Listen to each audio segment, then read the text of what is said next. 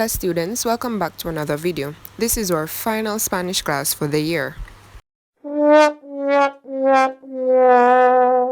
However, I'm looking forward to seeing most, if not all of you for Grade 10 Spanish.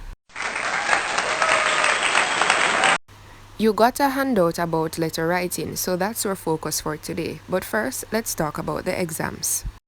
Now, your examination will be based on the 4 topics: los medios de transporte, modes of transportation; lugares de interés, places of interest; el tiempo pretérito, the preteritense; and letter writing. Now, if you're wondering what it is that you're to expect on the exam, this is it. The multiple choice, there will be situations, sentence completion, letter writing, and a reading comprehension. Now, in the previous class, you got a handout based on letter writing, so we're going to go through that now. Now, I really don't want anybody to panic when they hear letter writing, and this is why. Letter writing, basically, is the same paragraphs that you have been writing for me all along, right?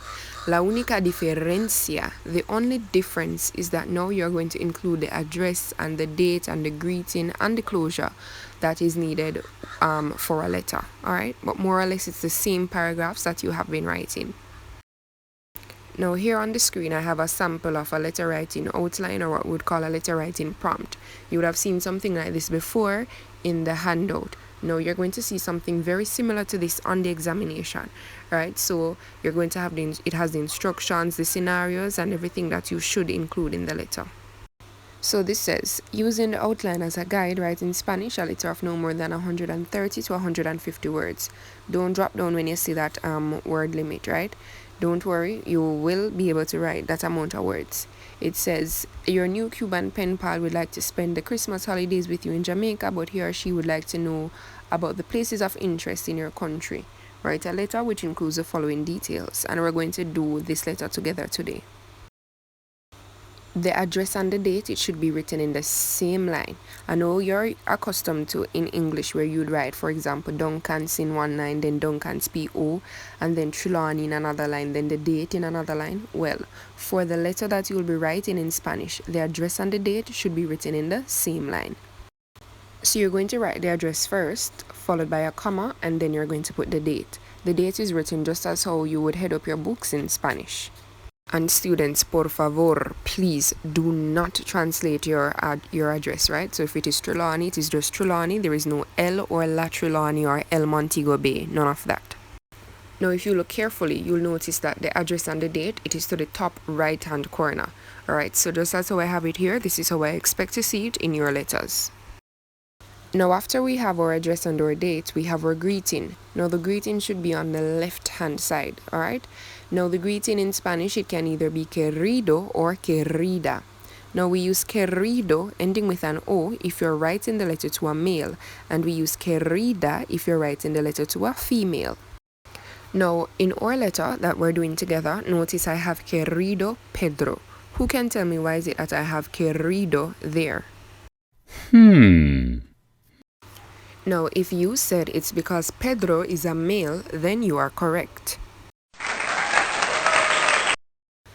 We're now going to go down into the body of the letter.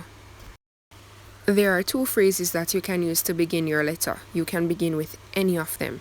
So you can either say, Hola, ¿cómo estás? Espero que estés bien. Hey, how are you? I hope that you are fine. Or you could use be, which is Hola, ¿qué tal? Espero que todo vaya bien contigo.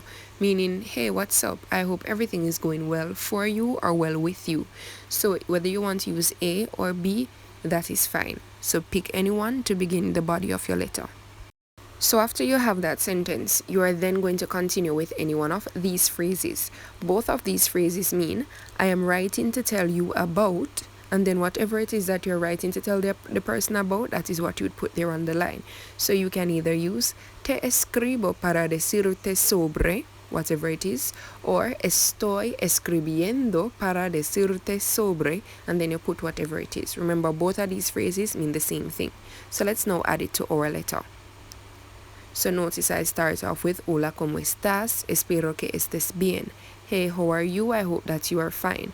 And then I continue to say, te escribo para decirte sobre. I am writing to tell you about. And then whatever it is that I'm writing to tell the person about, that is what I'd put right there on the line. Based on the outline that you receive, you will know what to put there on the line. Now, in order to complete the rest of the body of the letter, you're going to have to include the information from the cues that you were given in the outline, right? So, and each of these cues, they must be included in a different paragraph so that I can see where you're responding to them. So, according to these cues, we should put at least 4 places of interest you travel to and why, how you travel to these places of interest and why, and finally, activities that you do at the different places. So, let's add these to our letter. So here I have responded to the 3 cues, and if you look carefully you would notice that I have it in 3 separate paragraphs. So that is what I expect from you, to complete the body of the letter with whatever you are asked about in the cues, right? And each cue must be in a different paragraph. So now that you have completed the body of the letter, we're now going to have to focus on the closure. Now, there are so many ways in which we can end a letter or close the letter, right? Now, the closure, it is written at the left below the body of the letter, and it is written in line with the greeting. So where you have the querido or the querida, so the closure should be on that side, and it is usually followed by a comma. You can use any of these to close your letter. So let us add a closure to our letter. So I've selected the closure su amigo, and notice it is on the left hand side in line with the querido Pedro, so it's in line with the greeting, and it's followed by a comma. Now the final thing that you're going to add is the name of the person who wrote the letter, and this comes directly below the closing. So let us say, for example, that Bob is the one who is writing this letter. So directly below the closure we would write Bob. So let us add Bob to our letter. Alright, so this is your complete letter. Notice I have su amigo, comma, and then I have Bob. So there you have it. This is your complete letter. And if you look carefully, you'd notice that we followed the tips and the guidelines, alright, as it relates to the address and the date, the greetings, the closure, the body, etc. Now, this is the letter that you were asked to write, and this required the use of the preterite tense. So you were to write a letter responding to Anna's letter, including these details, right? So greetings, where you went to and who you went with, how you traveled, at least 2 activities you did in the country, and a farewell.